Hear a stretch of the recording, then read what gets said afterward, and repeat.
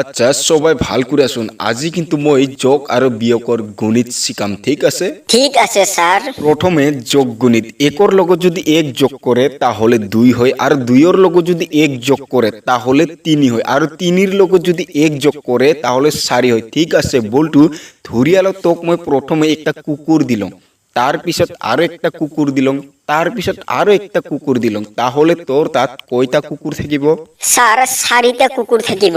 4টা মূর্খ তোক দেখুন মই অলপ আগত বুঝালং যে একর লগত এক যোগ করলে 2 হয় আর 2 এর লগত এক যোগ করলে 3 হয় লগতে মই তো তোক 3টাহে কুকুর দিছিলুম তার পিছত তোর তাত কি করে 4টা কুকুর থাকিব কারণ স্যার আমার ঘরত আগর পরে একটা কুকুর আছিল যে।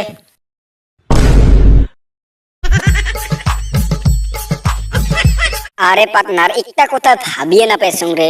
কি কথা লড়া গিলাই সোয়ালির পাশে পাশে ঘুরে না বলে সোয়ালি গিলাই লড়ার আগে আগে ঘুরে।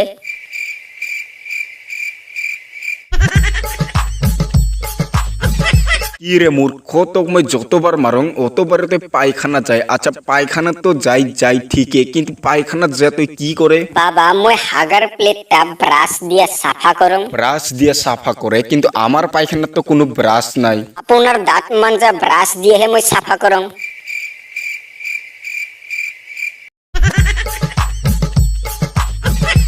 আরে বন্ধু আজি একটা অদ্ভুত ঘটনা হয়েছে রে। কি হয়েছে মই ঘরের ভিতৰত ঘুমাইছিলাম তাৰ পিছত একজন মানুষ বাহিৰত চিলে কৈ আছে যে 500 টাকা খৰচ কৰ আৰ ঘৰতে বহে বহে সাৰা জীবন আৰামত খা।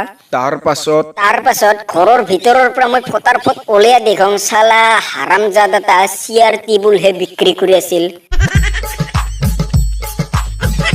কি রে বল্টু তুই কি আমার ঘরের আম গাছর পর আম কারিয়ে খাইছে নাকি ও স্যার নাই তো নাই খাং। ওসা কথা কো নহলে কিন্তু ভাল করে পালিশমেন্ট আছে মই কিন্তু তোর বেগটা চেক করে আসাম আর বেকর ভিতরে যদি আম বা আমর সামরাতে যদি পাওয়া যায় তাহলে কিন্তু ভাল করে মারি খাবো কি কয় স্যার আপুনি কি মোক মূর্খ বুলি ভাবি আছে নেকি মই তো আম খাই নিচিনা আমৰ চামৰাটা পুখুৰীৰ পানী ধে ধুলে দিছং।